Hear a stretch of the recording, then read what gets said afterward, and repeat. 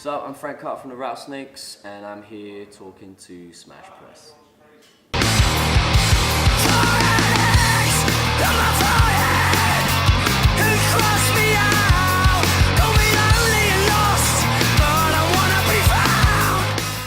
I'm good, yeah, I'm very well. We played in Paris last night, which was the first show of 20 in Europe this run, and it was amazing. It was just, honestly, it was a bit overwhelming to come all this way and to play to people that not really know our music and love our music, and yeah, it's quite touching. Tonight is, it's carrying on the same madness because it's sold out, and which is just crazy to me. So yeah, it's exciting, very exciting. We wanted to, always in my career I've tried to sort of challenge myself, and I'm quite a reactionary person, so when I made the band Pure Love, it was very reactionary compared to what I'd done in Gallows, and then when I made Rattlesnakes, that was quite a reaction to what I'd done in Pure Love, and with this, we this album, we really wanted to just push ourselves. Blossom was very cathartic. It was like this kind of explosion of all of the energy and emotion that we had at the time, and we just poured it all out very quickly and not particularly neatly. It was just, let's just get it out there.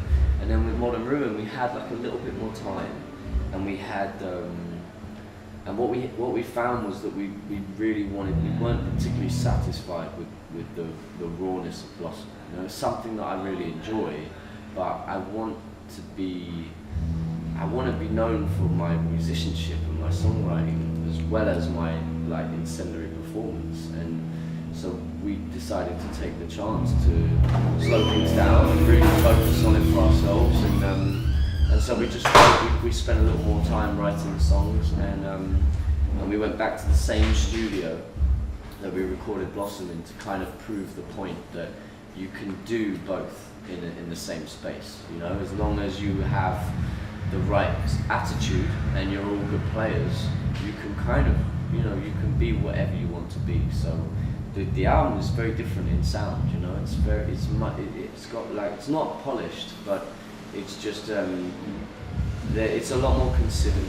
A lot more went into the sound, and I play guitar on one track, which is something I've never done before. So it was nice to be involved in the music more. Normally I'm just involved in my performance, and this time around I was involved in all of the music from the beginning. So yeah, it's been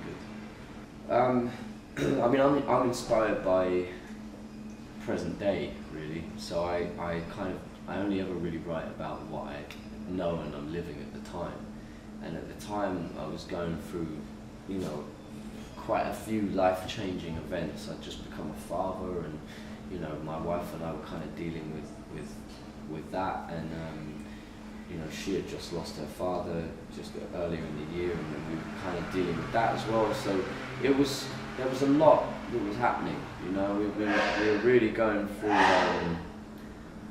through some of the biggest things you can go through as people, but also, while that was happening and I was writing about all of these things, there was a real,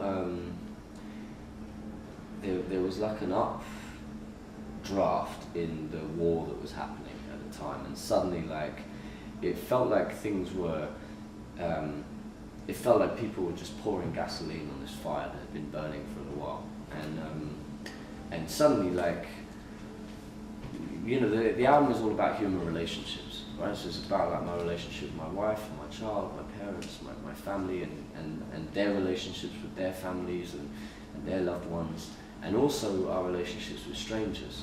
And so what I was seeing is I was watching people like you and me in a boat capsizing in the middle of the sea, who were running from a war that they didn't want or didn't start, and they were being turned away by the same people that had been relentlessly bombing them for months. And that whole cycle just felt incredibly depressing and really sad and heartbreaking and very tragic. And a lot of that, sadly enough, I could very easily see in a lot of my behaviour and my actions. And and the way I've been treating certain people in my life. And so it became about relationships as a war zone.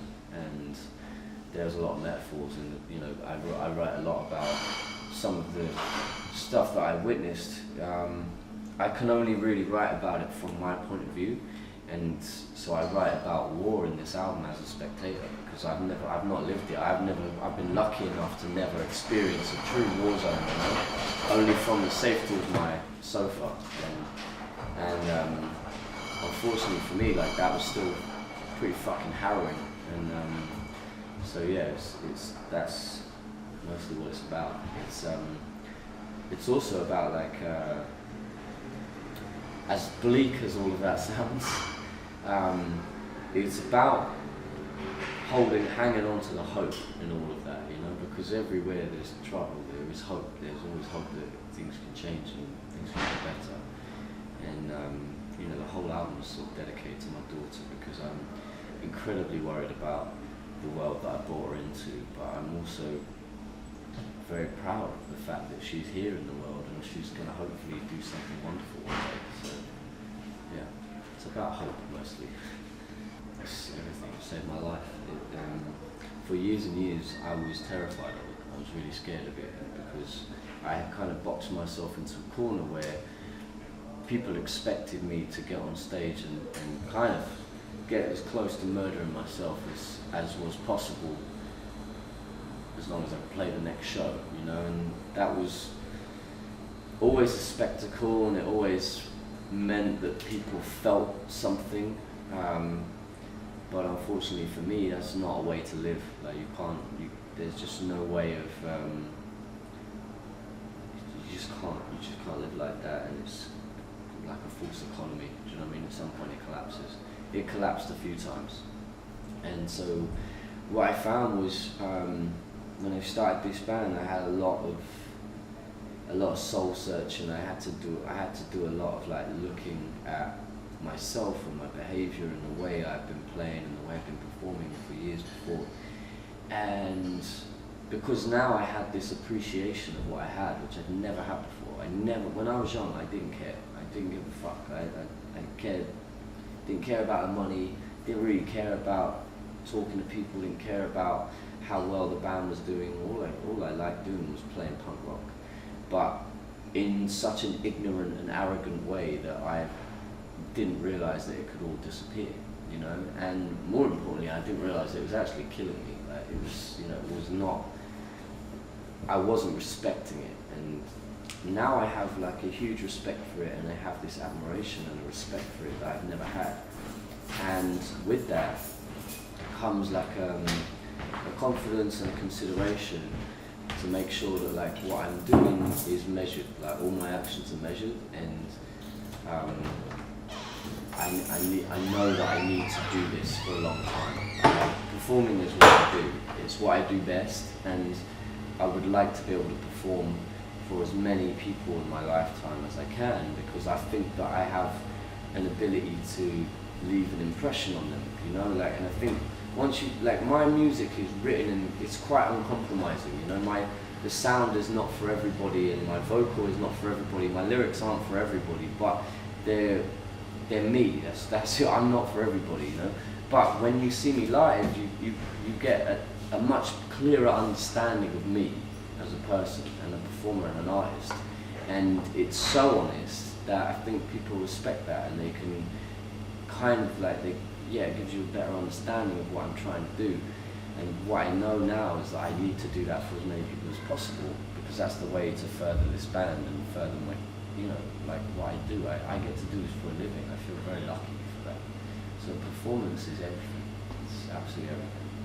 I don't have a preference. I think a couple of years ago, if you'd asked me, I would have always said the small clubs. But this summer, there's playing a huge stage in front of, 20,000 people is. They both have their pros and their cons, but each are very special in their own ways. And I definitely like playing both. I enjoy them both. So for me, I just try and enjoy whichever one I have at the time. So tonight we've got a tiny show. I'm going to go and really enjoy that. So, yeah. I don't have spare time. I really don't. Yeah. I mean, when I'm not when I'm not touring, I'm tattooing, and when I'm not tattooing, basically whenever I'm not working, I'm spending as much time as I can with my daughter or my wife, and I'm trying to just be a good father and a good husband.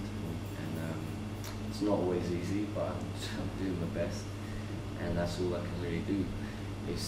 It's quite complicated when you have a job that is creative. It kind of goes in swells, you know. It's very easy to get lost in it because it's quite a hedonistic lifestyle. Like you have these immediate moments of like pure joy and happiness, and then you can not be on tour for a month, and it can be quite low. And it's about finding the balance in all of that, because that can be quite dangerous for you. I'm really lucky in that I've got like a great family that are really supportive of what I do, and having that has meant that it's kind of kept me on the level a little bit. So yeah, but I have spare time. Spare time is for suckers. Yeah, my favourite tattoo is this one right here. This is my daughter's name, and I did that last year, and I hadn't been tattooed for like 2 years before that. And then we had my daughter, and I was at work one day and I had a cancellation, so I just tattooed it on myself, and it really hurt. It was fucking agony, and it was horrible.